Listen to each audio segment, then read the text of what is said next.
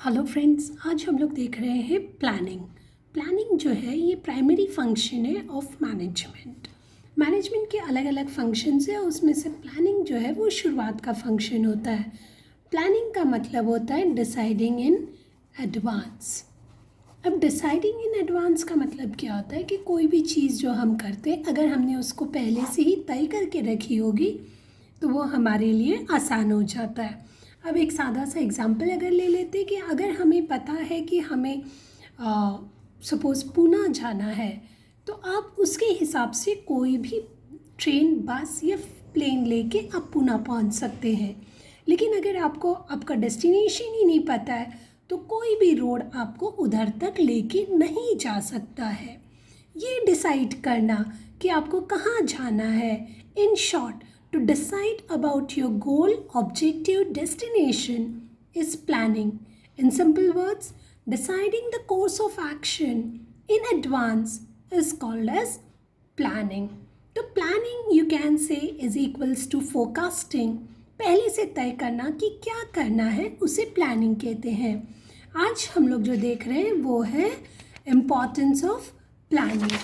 तो अगर importance of planning की बात करें तो सबसे पहले है helps to set clear objectives. आपका जो भी ऑब्जेक्टिव है उसको क्लियरली मेंशन करने के लिए, आपका ऑब्जेक्टिव सेट करने के लिए प्लानिंग एक अहम भूमिका निभाता है। अगर आप ऑब्जेक्टिव्स क्लियर नहीं होगा तो जैसे अभी हमने कहा कि अगर आपको पता नहीं है आपको कहाँ जाना है तो कोई भी रोड आपको वहाँ तक लेके नहीं जा सकती। तो ये क्या करता है, प्लानिंग आपको हेल्प करता है अपने ऑब्जेक्टिव सेट करने के लिए।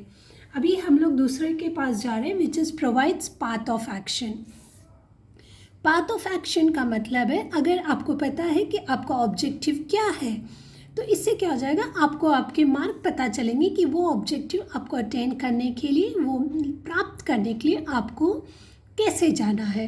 एक एग्जाम्पल, अगर कंपनी का ऑब्जेक्टिव है टू इंक्रीज द सेल्स या टर्नओवर को इंक्रीज करना, ये इनका ऑब्जेक्टिव है, तो उसके लिए उन लोग प्लानिंग करेंगे कि अगर मुझे सेल्स बढ़ानी है तो हमने क्या करना चाहिए, बट ऑब्वियस क्वालिटी मैक्सिमाइज करना चाहिए और जो कॉस्ट है वो रिड्यूस करना चाहिए, तो ऑटोमेटिकली आपका सेल्स बढ़ जाएगा।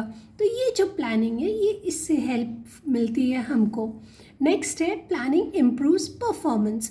अगर सारी चीज़ें पहले से ही तय है, आपको पता है आपका ऑब्जेक्टिव क्या है, आपको पता है उसको अटेन कैसे करना है, वो ऑब्जेक्टिव कैसे हम प्राप्त कर सकते हैं, तो क्या हो जाएगा कि आप एफिशिएंटली काम करोगे।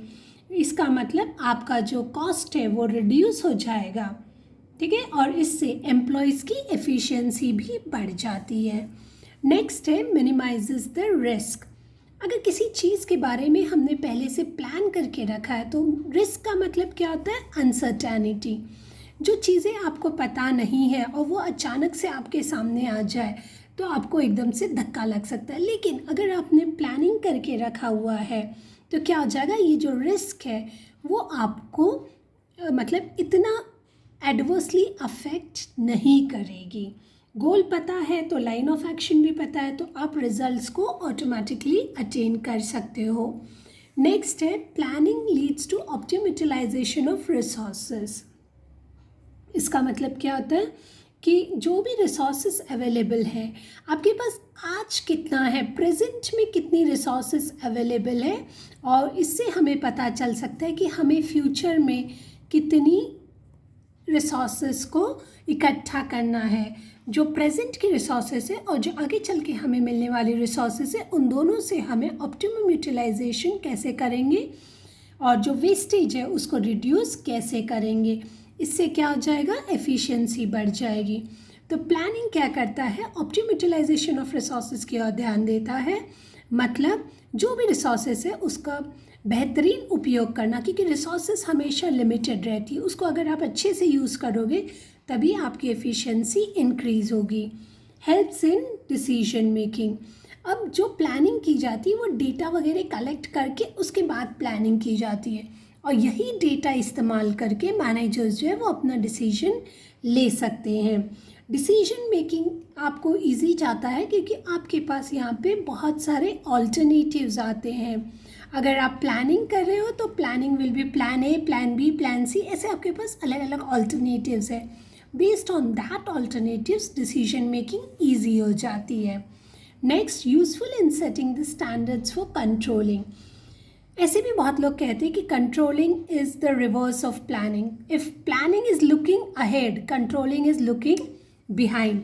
इसका मतलब क्या होता है कि कंट्रोलिंग के जो स्टैंडर्ड्स है, अगर हमने प्लान किया हुआ है कि अगर आपका एग्जांपल ले लें कि आपको 90% मार्क्स मिलने हैं, तो आप इसके हिसाब से अपनी प्लानिंग करते हो कि मैं भाई दिन में कितने घंटे पढ़ाई करने वाला हूँ और मेरा रिज़ल्ट फिर आप देखते हो क्या हो गया.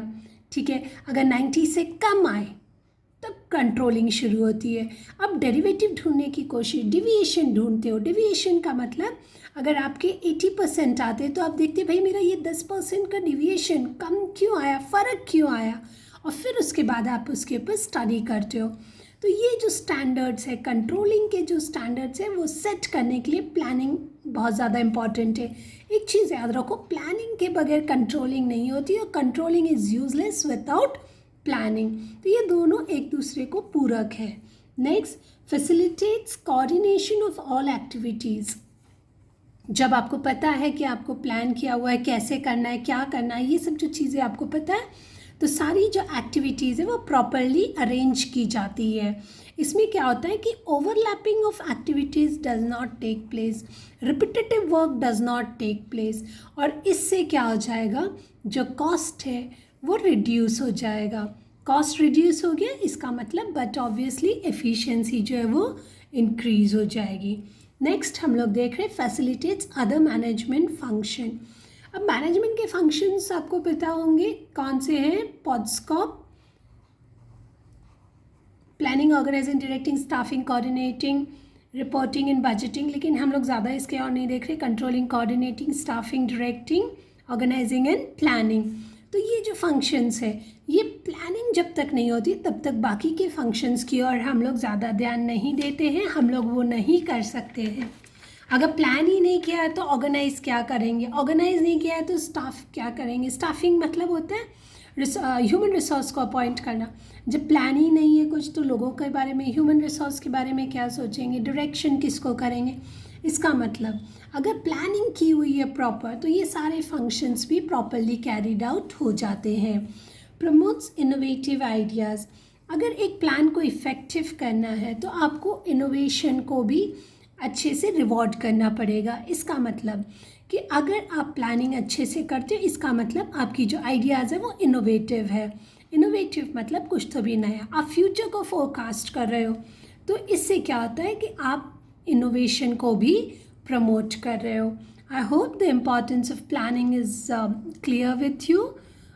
If you have not subscribed the channel, please do so. Bye.